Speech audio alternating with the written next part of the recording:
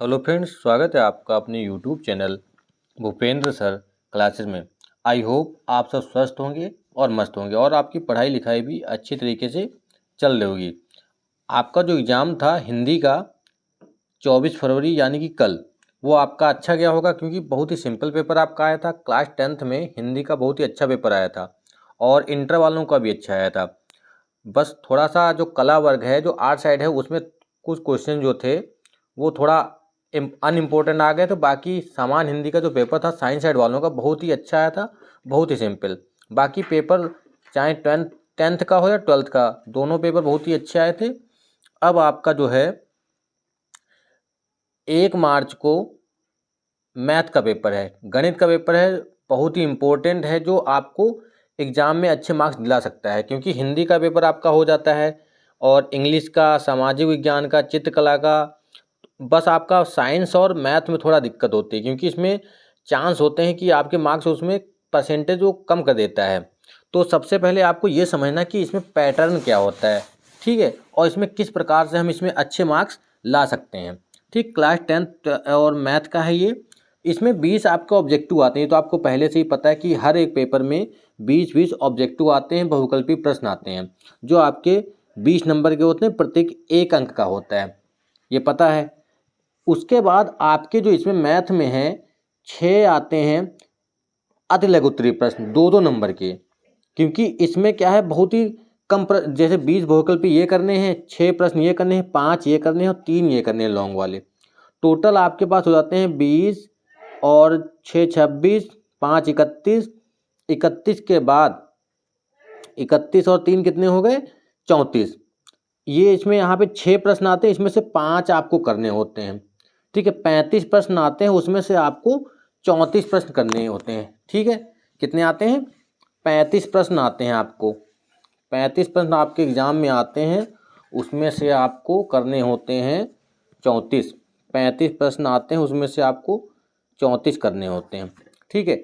और जो 70 नंबर का आपका पूर्णांक होता है, उसमें से आपको जो पासिंग मार्क है वो कितनी होती है, 23 नंबर आपके होने चाहिए पास होने के लिए। बहुत सी बच्चे जो कमज़ोर होते हैं, जिनको मैथ थोड़ी समझ में नहीं आती है, तो वो लोग पासिंग मार्क भी लाना उनके लिए बहुत ही बड़ी बात होती है।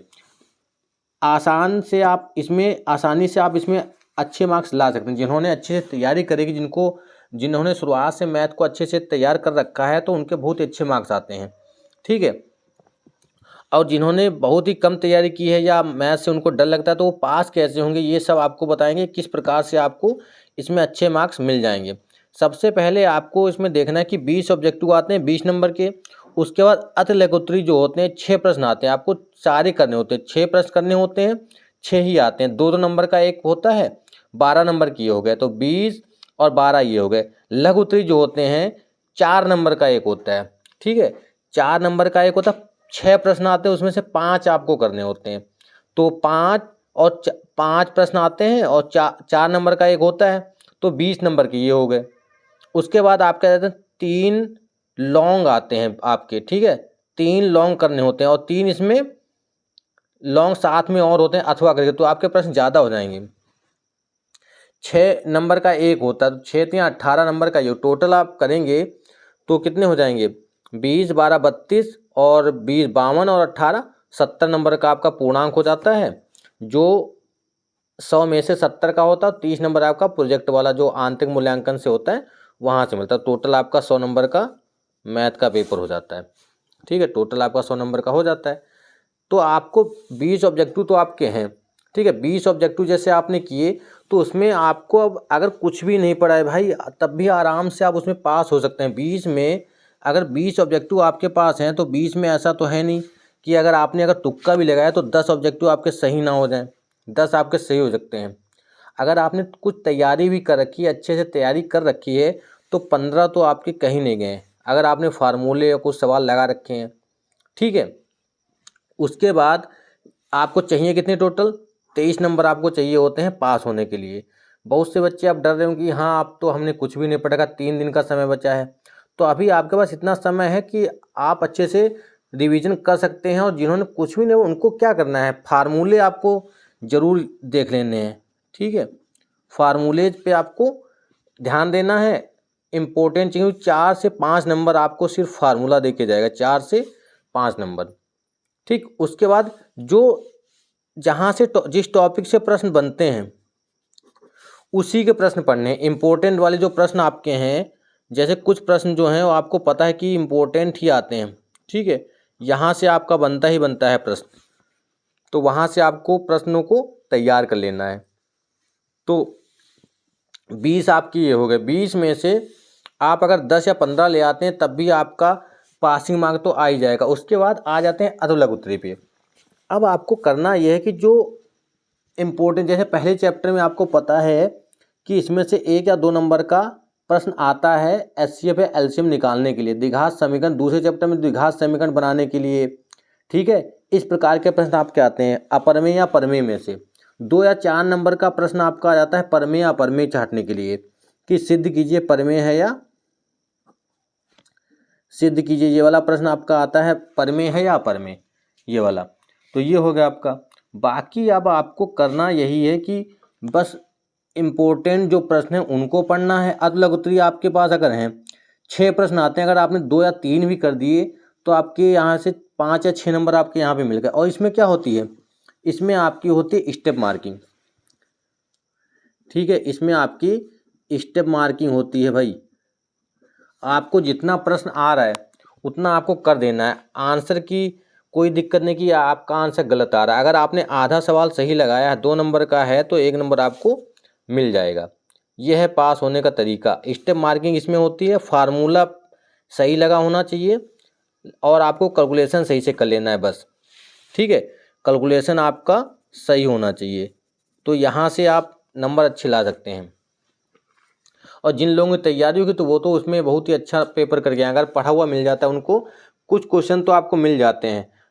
जरूरी नहीं आप 70 में से 70 का करके आएँ, 70 में ज़रूरी नहीं सब। अगर आपके पास 50 नंबर का भी पढ़ा हुआ है तो उसमें अगर आपने अच्छे से तैयारी करके गए हैं तो उसमें अगर 45 नंबर या 40 नंबर ले भी आए तब भी आपका बहुत अच्छा स्कोर हो जाएगा, ठीक है।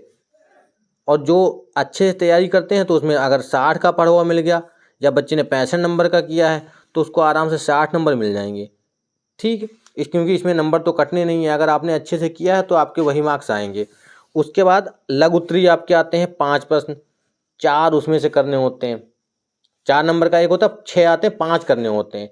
तो इसमें भी बहुत सारे प्रश्न ऐसे हैं जो हर बार पूछे जाते हैं उस टॉपिक से। जैसे ऊंचाई दूरी का एक प्रश्न आपका आता ही आता है, ठीक है, सिद्ध करने वाला इसमें कि सिद्ध कीजिए कोई √2 एक अपरिमेय संख्या है, इस प्रकार का प्रश्न इसमें आता ही आता है 4 नंबर का, ठीक है। बेलन शंकु गोला से आता है, माद समांतर माद माध्यिका बहुलक से आता है, उसमें लॉन्ग भी आ सकता है, ठीक। तो यहाँ से अगर आपने अच्छे से कर लिया तो अगर शुरुआत में जैसे हम अगर टोटल करते हैं, जैसे 15 आपने बहुकल्पी कर लिए, और इसमें अगर जैसे अधो लघु उत्तरीय में आपने अगर 2 या 3 ही सही कर लिए भाई, 3 ही अगर सही कर लिए 6 में से, तो 3 × 6 तो ये हो गए, ठीक। लघु उत्तरीय में आपने अगर 2 ही सही किए, 4 हैं 2 किए, चलो 4 दूनी 8, ये हो गए।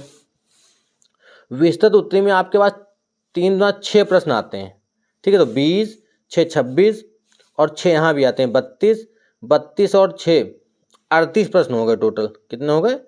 38। 38 में से 3 यहाँ से अथवा करके आते हैं, 1 5 6 में से 5 करने होते हैं, 4 कम हो गए, तो 34 प्रश्न आपको करने होते हैं, ठीक है।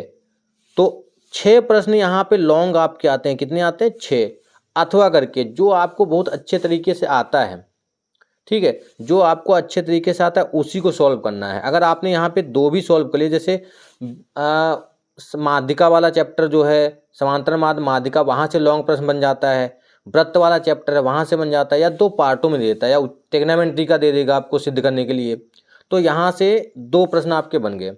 2 प्रश्न यहाँ से अगर हो गए तो 6 दूनी 12 ये हो गए, ठीक है।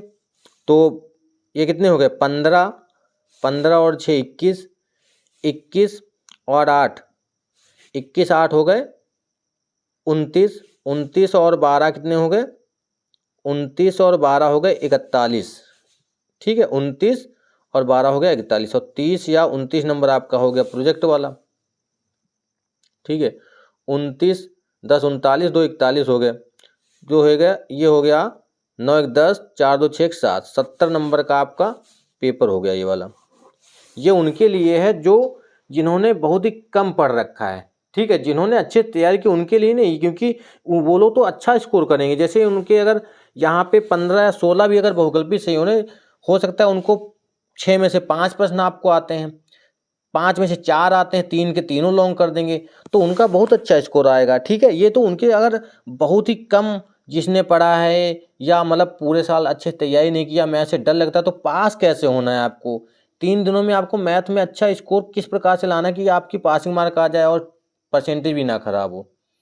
और आपको टाइम कैसे मैनेज करना है, इसमें टाइम की भी बहुत अहमियत है, क्योंकि बहुत से बच्चे के हिंदी में टाइम नहीं बचा, जो प्रश्न आते किसी ने निबंध छोड़ा है, किसी ने मतलब एप्लीकेशन छोड़ा है, किसी ने पैराग्राफ छोड़ा है, तो ये बहुत ही गलत बात है, क्योंकि अगर आप आते हुए प्रश्न को छोड़ें तो आपकी परसेंटेज डाउन हो जाएगी।